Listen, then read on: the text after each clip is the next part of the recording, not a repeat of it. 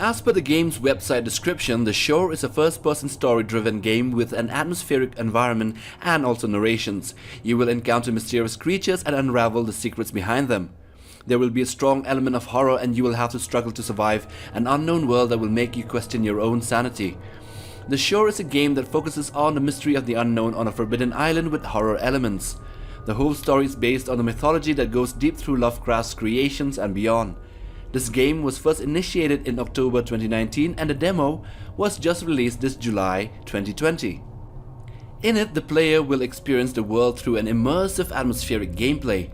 All along the game, the player will encounter the most nightmarish of Lovecraftian entities, and in order to save the character's daughter's life, while being haunted and hunted by these ghoulish and indescribable entities, then you'll have to try to survive and uncover the secrets behind the mystery of the character's own sanity itself.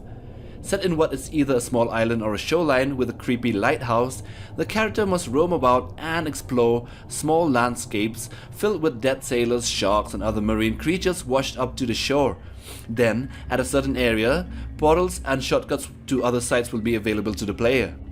At the same time, while roaming and exploring the place, the player will encounter numerous entities, some that are humanoid in appearance, while others that possess tentacles, some small, while others that are gigantic in scale.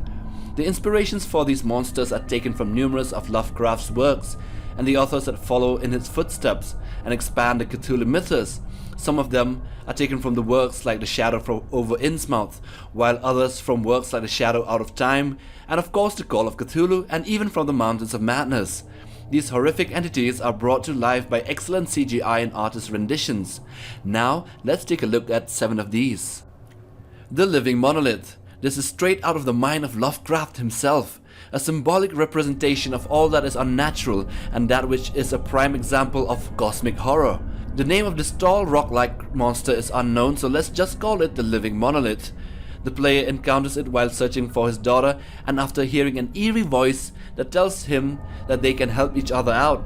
Then after traveling through a portal, the path leads him towards several rotating discs that once aligned wakes up the Living Monolith. This monster is at least indifferent towards the character, and it was 100 feet tall and looked like a gigantic runic totem that walked on 4 legs with 3 fingers each.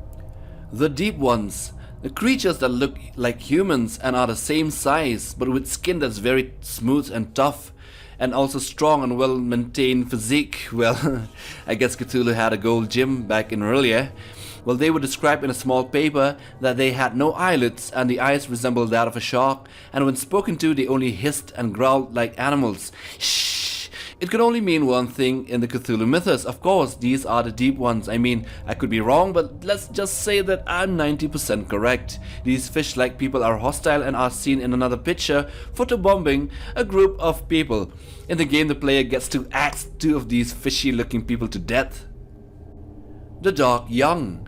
Although this creature isn't encountered in the game demo, it is seen in the game's website and also in one of the papers that the character discovers inside a lighthouse alongside the description of the Deep Ones. It was said that there is no symmetry whatsoever in the creature's design and that it had many mouths all over its body with no defined shape or size. This creature, however, could speak with a voice that sent shivers down the spine. I would say that this is one of the Dark Young of Shop-Niggurath, the ones with innumerable tentacles, 20 to 30 feet tall and standing on hoofed legs, and they also possess mouths all over the body, so yeah, glad that one is figured out as well. Then we have Lathotep. Well, this one I tried to put it off for another time, but the strange call to include this one in the video keeps coming out of nowhere. So anyway, even though seen only as a statue, it might well be another entity that will be encountered in the future when the full game is released. I could only guess that it was one of the outer gods that roam the earth, and of course it most likely looked like to be a representation of Lathotep, with a humanoid upper body but with strange tentacle heads and lower body tentacles. This outer god, or rather a messenger of them, was the aspect of madness and insanity, which would fit in perfectly with one of the themes of this game for the character's sanity in question. The Ghost. Lazy name, I know. This entity is later discovered to be the one that calls and beckons the character to follow paths and do the things that lead to the release of Cthulhu later on. There seems to be two forces playing against and for the character's survival. One which wants the release of Cthulhu and maybe at the end discovering the lost daughter. I highly doubt that though. And the other force that wants Cthulhu to be tied down for good. Well, the ghost was one which can summon giant tentacles out of the ground with smaller, bright and energy-filled offshoots like twisty and slimy lightsabers. Anyway, he leads the players to the location where Cthulhu is imprisoned, and also the ghost is around 7 feet tall.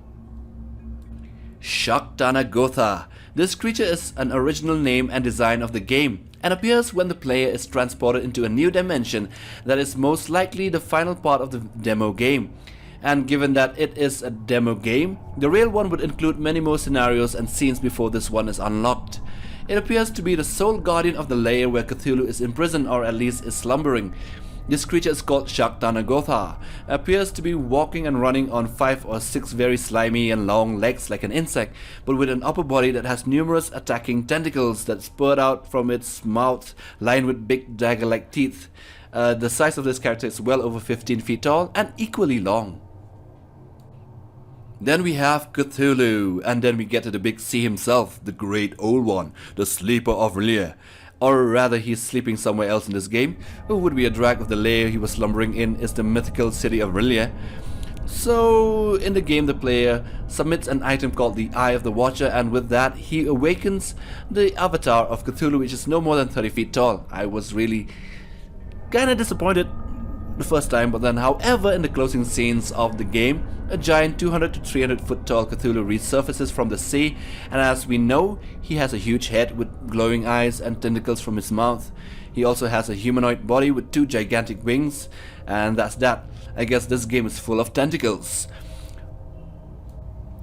So as for the future of the game, it is kind of vague. Seems like there's a lot of work being put into it, and since the demo is out, the final release would likely follow soon.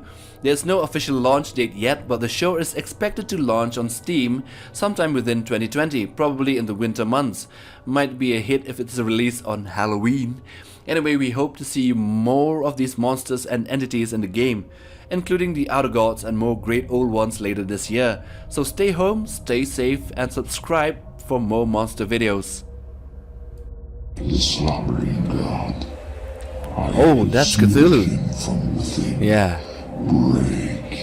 I'd rather not. I think that's for a good reason. You sealed him once.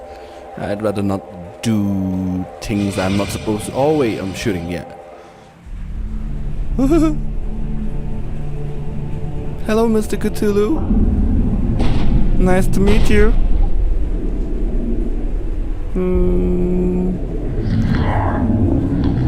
Yeah, you can have anything. Yeah. Take it. I'm your bitch. I'm your bitch. Don't hurt me. I'm your bitch.